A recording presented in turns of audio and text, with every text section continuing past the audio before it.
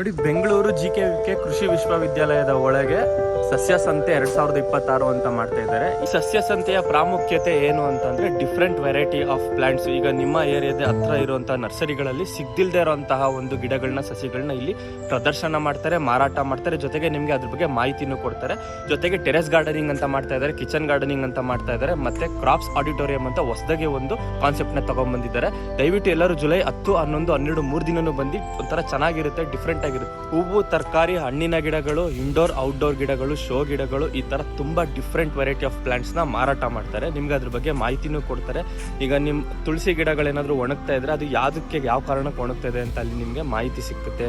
ನಿಮ್ಮ ಗಾರ್ಡನ್ ನಲ್ಲಿ ಬೆಳೀತಾ ಇರುವಂತಹ ಗಿಡಗಳೇನಾದ್ರೂ ಒಣಗ್ತಾ ಇದ್ರೆ ಅದು ಯಾಕೆ ಒಣಗ್ತಾ ಇದೆ ಅಂತ ಒಂದು ಮಾಹಿತಿನ ಅಲ್ಲಿ ನಿಮ್ಗೆ ಕೊಡ್ತಾರೆ. ಈಗ ಸಸ್ಯಗಳು ಕಾರಣ ಇಲ್ದೇನೆ ಒಣಗ್ತಾ ಇರುತ್ತೆ, ಗಿಡಗಳ ಅಭಿವೃದ್ಧಿ ಬೆಳವಣಿಗೆ ಆಗ್ತಾ ಇರಲ್ಲ. ಅದು ಯಾವ ಕಾರಣಕ್ಕೆ, ಅದಕ್ಕೆ ಯಾವ ಒಂದು ಪೌಷ್ಟಿಕಾಂಶ ಕಡಿಮೆ ಇರುತ್ತೆ ಅನ್ನೋ ಕಾರಣಕ್ಕೆ ಅಲ್ಲಿ ನಿಮ್ಗೆ ತೋರಿಸ್ಕೊಡ್ತಾರೆ ಸ್ನೇಹಿತರೆ, ಮಾಹಿತಿನೂ ಕೊಡ್ತಾರೆ. ಯಾವ ಪೌಷ್ಟಿಕಾಂಶ ಕಡಿಮೆ ಇರುತ್ತೆ ಅಂತ ನೀವು ಅಲ್ಲಿ ತಿಳ್ಕೊಬಹುದು, ಯಾವ ರೀತಿ ಗಿಡಗಳನ್ನ ಬೆಳಿಬಹುದು.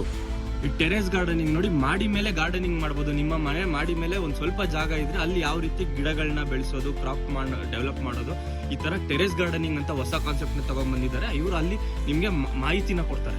ಫಾರ್ ಎಕ್ಸಾಂಪಲ್, ಇವಾಗ ಮಾಡಿ ಮೇಲೆ ನಿಮ್ಗೆ ಜಾಗ ಇರುತ್ತೆ, ಅಲ್ಲಿ ಶೋ ಗಿಡಗಳನ್ನ ಯಾವ ತರ ಒಂಥರ ಲಾನ್ ಎಲ್ಲ ಬೆಳೆಸ್ಬಿಟ್ಟು ಹೆಂಗೆ ಶೋ ಗಿಡಗಳನ್ನ ಬೆಳೆಸೋದು ಅಂತ ಅಲ್ಲಿ ನಿಮ್ಗೆ ಇನ್ಫಾರ್ಮೇಶನ್ ಕೊಡ್ತಾರೆ, ಮಾಹಿತಿನ ಕೊಡ್ತಾರೆ.